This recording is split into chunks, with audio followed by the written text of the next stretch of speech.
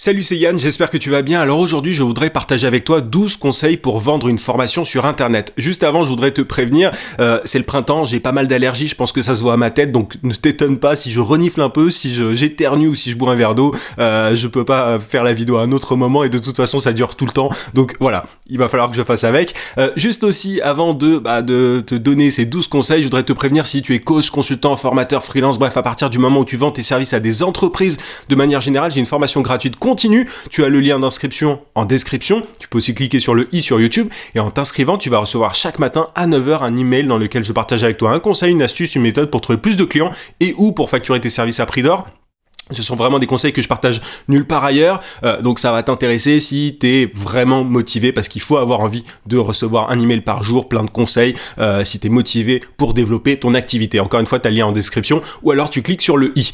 Passons donc à ces 12 conseils. La première chose que je voudrais aborder, c'est extrêmement important, mais c'est déjà d'oublier l'automatisation au départ.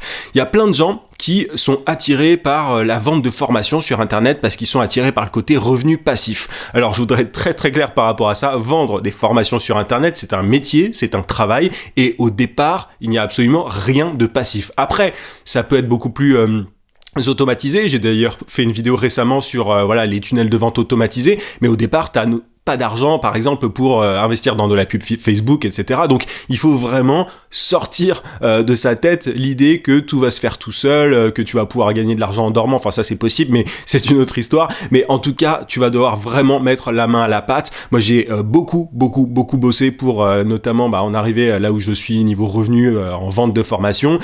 C'est des milliers de contenus créés, c'est je sais pas combien d'heures de vidéos, etc. Enfin bref, et des dizaines et des dizaines de milliers d'euros investis, plus maintenant, j'imagine, en pub Facebook, et bref. Donc il faut vraiment oublier un petit peu le côté passif, le côté automatisation, parce que plein de gens qui sont attirés par ça finalement ne tiennent pas dans la durée, enfin n'y arrivent pas, simplement parce qu'ils se rendent compte que c'est difficile, que c'est un vrai travail. Je voulais vraiment faire ce petit point avant de te donner des conseils un peu plus précis, parce que je vois trop de personnes qui sont attirées par ce côté un peu brillant, un peu sexy, mais c'est vraiment pas ça, la vente de formation sur Internet, malgré ce que peuvent te promettre certains gourous du marketing et autres vendeur de rêve. Deuxième conseil, donc, constitue-toi une audience d'abord. Constitue-toi une audience d'abord, c'est-à-dire que avant de chercher à vendre quoi que ce soit, avant de créer ta première formation, tu dois te constituer une audience. Il faut que tu saches où sont tes clients potentiels.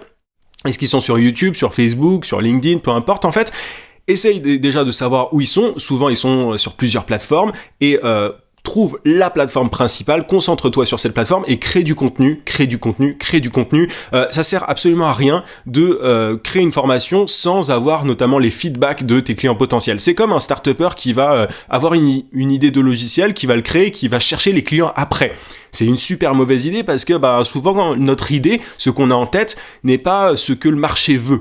Donc c'est-à-dire que là, si tu te constitues une audience avant de vendre une formation, c'est vachement bien, parce que tu vas pouvoir écouter les problématiques de tes abonnés, des gens qui te suivent, et créer une formation sur mesure qui répond vraiment à leurs problèmes. Donc constitue-toi une audience d'abord, c'est un conseil que je donne à pas mal d'amis actuellement qui se lancent dans la vente de formation sur Internet. Il faut pas se ruer sur la création de la formation, parce que elle sera pas aussi bonne que ce que tu pourrais faire si tu écoutais d'abord les gens. Donc crée du contenu. Moi j'ai passé des mois et des mois, je me rappelle plus exactement, à chaque fois je sais pas exactement combien de temps j'ai passé à créer du contenu avant de vendre une formation, mais je crois que c'était 7 mois, 8 mois, un truc comme ça, avant de vendre ma première formation. Parce que c'était d'ailleurs même pas mon intention de base. Je voulais partager des choses avec mon audience, partager des choses avec des gens que je pouvais aider, qui passaient par la même étape de vie finalement que moi, qui quittaient le salariat, etc.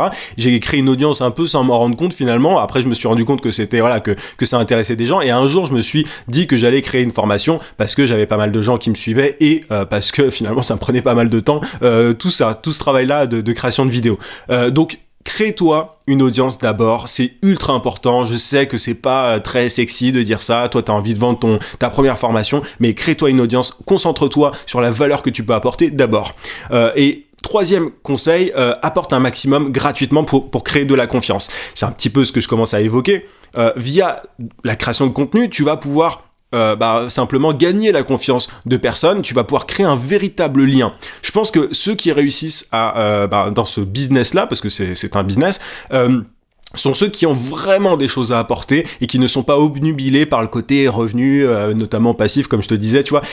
Moi, au début, j'avais vraiment envie de documenter mon parcours. Je trouvais pas autant d'informations, que je voulais, tu vois. Je trouvais pas les informations que je voulais. Donc, je me suis dit, bon, bah, je vais documenter, je vais servir de crash test, de cobaye. Et du coup, j'ai fait des vidéos sur mon parcours. J'ai quitté l'agence dans laquelle je travaillais. J'expliquais, comment je trouvais des clients, etc.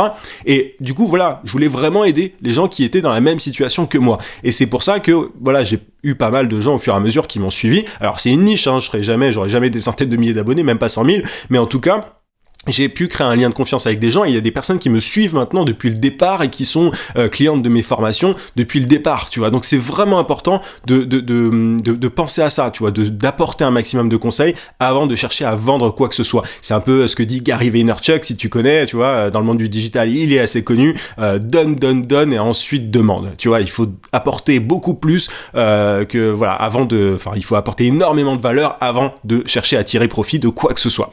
Quatrième conseil, récolte les emails de tes clients potentiels, de ton audience. C'est le meilleur moyen de vendre par la suite. Donc, tu te crées une audience via du contenu et ensuite tu offres quelque chose en échange de l'email des gens, tu vois, ça peut être une formation gratuite comme ce que je fais moi, ça peut être un lead magnet, donc un petit guide, ça peut être...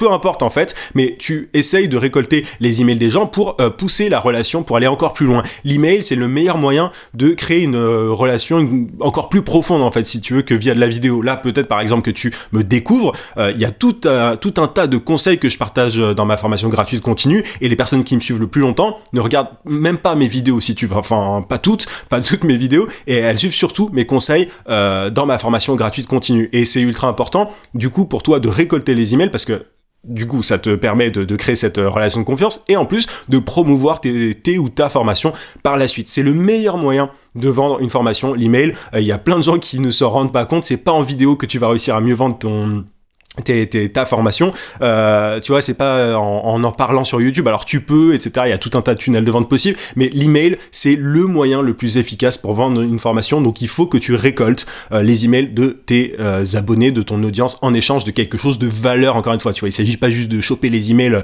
comme un mort de faim, histoire de vendre tes trucs après, c'est une relation qui doit être équilibrée, enfin déséquilibrée dans le sens où c'est toi qui dois donner encore plus à ton audience, tu vois, tu dois donner énormément avant de vendre quoi que ce soit, j'insiste là-dessus parce que c'est la base de ce business-là et de tout business d'ailleurs. Ensuite, cinquième conseil, écoute ton audience pour comprendre ses problématiques. Je l'ai évoqué un petit peu, mais une fois que tu fais des vidéos ou du contenu, peu importe, ça peut être un blog que tu tiens, une fois que tu récoltes les emails en même temps et tout, il faut que tu écoutes ton audience. Tu peux faire des sondages, tu peux poser des questions sur un groupe Facebook, mais il faut absolument que tu écoutes les problématiques. Et c'est en écoutant les problématiques des gens que tu vas pouvoir derrière vendre une formation qui cartonne. Ça, moi, vraiment, tu vois, il me suffit souvent de voir les problématiques des gens dans mon audience et de chercher à créer une solution pour ensuite vendre une formation qui marche très très bien. Donc, écoute ton audience, ne pars pas des idées uniquement en fait que tu as dans la tête, confronte ça à chaque fois à ceux qui te suivent, donc écoute-les, c'est ultra important. Sixième conseil, réfléchis à ton modèle. Est-ce que tu as envie de vendre une formation et d'amener plein de trafic dessus, ou alors tu as envie d'avoir un modèle où tu fais plein de petites formations entre guillemets qui sont faciles à digérer, qui sont qui aide sur des points précis. Moi, c'est plutôt l'approche que j'ai, même s'il m'arrive de temps en temps de faire des formations. J'ai une grosse formation sur LinkedIn notamment, mais voilà, quel est le modèle que tu veux, et en fonction de ça, du coup, bah, ça va te diriger un petit peu vers tu vois, un système plus qu'un autre, c'est-à-dire que si tu veux faire une formation phare et pas, tu vois, et pas 40 petites formations, bah il va falloir faire énormément de publicité par la suite pour amener assez de trafic. Les vidéos YouTube ne suffiront clairement pas, par exemple, si tu veux vendre une formation à 1 000 € pour pouvoir gagner ta vie, c'est-à-dire que tu en vendrais une de temps en temps, mais pas très souvent. Donc tu as vraiment intérêt à choisir le meilleur modèle. Moi, au départ, je te recommande quand même de faire une petite formation. Enfin, je vais y revenir, mais tu vois, plein de petites formations, de commencer par une déjà, mais ensuite plusieurs petites formations auprès d'un groupe réduit de personnes qui te suivent, qui te font confiance et qui sont contents des conseils que tu apportes. C'est beaucoup mieux que de chercher énormément de volume, énormément de trafic. Septième conseil, forme-toi au copywriting. Le copywriting, à la française, je donne les deux prononciations pour que ce soit compréhensible, mais le copywriting, c'est simplement l'art d'écrire pour vendre. Moi, si je gagne ma vie, c'est notamment c'est surtout d'ailleurs grâce au copywriting, c'est-à-dire que Tu vois, j'ai ma formation gratuite continue, j'apporte des conseils, etc. Et je vends ponctuellement mes formations. Et pour ça, j'ai besoin d'utiliser les bons mots, appuyer sur les bonnes problématiques, etc., etc. Donc c'est super important. C'est grâce à ça que tu vas pouvoir bien gagner ta vie. Et même si on y réfléchit bien, tu vois, quand tu fais une publicité sur Facebook, il faut aussi savoir bien écrire. Quand tu fais une page de vente, il faut aussi savoir bien écrire. Donc il faut absolument se former au copywriting si tu veux vendre si tu veux avoir une formation qui cartonne, tout simplement. 8e conseil. Vends d'abord la formation. C'est un conseil pour la première formation. Vends-la d'abord et crée-la ensuite. Alors, ça peut paraître un petit peu contre-intuitif, mais le mieux, c'est de promouvoir ta formation en disant qu'elle n'est pas encore créée, mais tu ouvres en fait des préinscriptions. Et donc tu vends, donc tu récoltes entre guillemets l'argent de tes abonnés, en leur disant voilà, il y a à telle date, il y a telle formation qui sera dispo, et tu la crées ensuite. Pourquoi ça ? Pourquoi faire ça ? Simplement parce que si ton idée n'est pas bonne ou si tu as émis de mauvaises hypothèses, si tu n'as pas bien écouté ton marché, tu vas voir que ça se vend pas beaucoup et tu peux du coup choisir de rembourser les personnes. Tu vois, si tu considères que 2-3 ventes ne te suffisent pas, tu peux tout à fait rembourser les gens et revoir ta copie. Alors que si tu crées une formation pendant un paquet de temps et que tu vends et que derrière tu vois que tu as 2-3 ventes, t'auras finalement perdu pas mal de temps en faisant ça. Donc c'est bien pour la première formation, j'entends, de la vendre d'abord et ensuite de la créer. Après, par la suite, tu pourras tout à fait, quand tu sauras quelles sont les problématiques de ton audience, tu pourras tout à fait créer la formation et la vendre après. Mais au début, c'est un bon moyen d'économiser du temps finalement, de vendre d'abord et de créer après.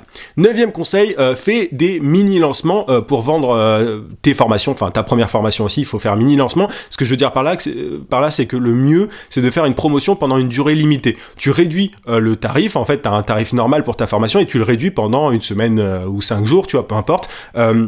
C'est vraiment le meilleur moyen d'avoir énormément de ventes pendant un court laps de temps, et le fait de mettre une contrainte temporelle, donc une contrainte temporelle, c'est simplement une promo limitée, enfin tu vois, de mettre une date limite pour la promotion, c'est quelque chose qui marche extrêmement bien quand tu vends une formation. Ça permet vraiment d'augmenter les ventes, de multiplier les ventes. Donc fais-le pour ta première, c'est ultra important. Il y a plein de gens qui lancent juste leur formation sans faire de promotion pendant une durée limitée. C'est dommage parce qu'ils pourraient vendre beaucoup plus. 10e conseil, ne cherche pas à faire la formation parfaite la première fois, surtout si tu as le modèle, si tu as mon modèle, tu vois, de plusieurs petites formations, c'est bien de ne pas chercher la perfection parce que de toute façon, t'en auras d'autres, tu pourras corriger le tir, entre guillemets. Faut pas chercher à faire la formation la plus exhaustive si t'es dans un modèle de plusieurs formations, plusieurs petites formations. Souvent, on cherche vraiment trop compliqué, on essaye de tout dire dans la première formation, ça a été mon cas aussi, c'est une erreur. Essaye de régler un problème précis pour ton audience et essaye de le faire correctement. Évidemment, faut apporter un maximum de conseils possibles, mais ne cherche pas à faire un truc qui dure des heures et des heures, qui est ultra léché, etc. Il y en aura d'autres, et crois-moi, les gens ne valorisent pas forcément le côté parfait, tout propre et tout. Ce qu'ils veulent, c'est que tu les aides à régler leurs problèmes, tout simplement. 11e conseil, pour le matériel, je voulais l'évoquer, pour moi c'est presque pas important, mais je vais l'évoquer parce que c'est une question qui revient souvent. Le matériel, utilise le strict minimum, c'est-à-dire que moi, quand je fais mes formations, je fais même pas, tu vois, je filme même pas forcément ma tête et tout, je filme mon écran, je montre concrètement, enfin très souvent, c'est pas toujours le cas, mais très souvent je filme mon écran, je montre ce qu'il faut faire et c'est tout, tu vois, j'ai mon micro comme celui que j'utilise actuellement et je filme mon écran et c'est tout, c'est-à-dire que j'ai comme logiciel, j'ai ScreenFlow pour Mac et j'ai mon micro qui est un bon micro, mais en soi, je l'ai pas eu tout de suite, c'est-à-dire qu'au début, j'utilisais, je crois, l'audio simplement de mes écouteurs, enfin tu vois, le micro de mes écouteurs ou de mon ordinateur, donc bref, fais vraiment au plus simple au niveau matériel, t'as même pas besoin d'une super caméra ou quoi que ce soit, enregistre juste ton écran, tu peux même utiliser le logiciel Loom, je te mettrai le lien en description pour filmer ton écran et ta tête en même temps, ça suffit amplement, ne va pas investir dans une énorme caméra, une super webcam et tout, on s'en fiche complètement, ou dans un super micro. Au début, peu importe, d'abord, essaye de vendre ta formation. 12e et dernier conseil, c'est pour les outils, tu vois, je t'en parlais un petit peu pour Loom, mais utilise le strict minimum, notamment pour, tu vois, tout ce qui est, en fait, t'as besoin si vraiment tu veux faire compliqué, moi j'ai plein d'outils, je sais pas combien je paye chaque mois pour des outils, mais le mieux c'est d'utiliser un outil tout en un comme System.io, je te mettrai aussi le lien en description, c'est pas l'outil que j'utilise, moi j'en utilise plein et je paye beaucoup trop cher pour tout ce que c'est d'ailleurs, mais si je débutais, moi j'utiliserais System.io, ça te permet de faire des landing pages, des tunnels de vente, je crois que ça te permet même d'envoyer des emails à ton audience, bref, c'est l'outil le plus accessible, ça a été créé par un Français d'ailleurs, c'est vraiment bien foutu. À chaque fois que j'ai des amis qui me demandent quel est l'outil que je leur recommande, je leur dis de se tourner vers ce truc-là parce que c'est quand même vachement bien foutu et c'est pas très cher, donc c'est parfait pour commencer. Voilà un petit peu pour ces 12 conseils, j'espère que ça t'a plu, j'espère que ça t'a été utile. N'hésite pas à me dire en commentaire si t'as envie que je fasse d'autres vidéos de ce genre-là sur ce sujet. Abonne-toi, enfin mets un pouce déjà si c'est pas déjà le cas et abonne-toi à la chaîne si c'est pas déjà fait. Je fais des vidéos de manière générale sur le marketing digital, donc il y a des chances que les prochaines te plaisent. Encore une fois, je te rappelle que t'as le lien en description pour ma formation gratuite. T'as pas envie de rater les pépites qui s'y trouvent. Je te souhaite plein de succès et je te dis à très vite. À plus.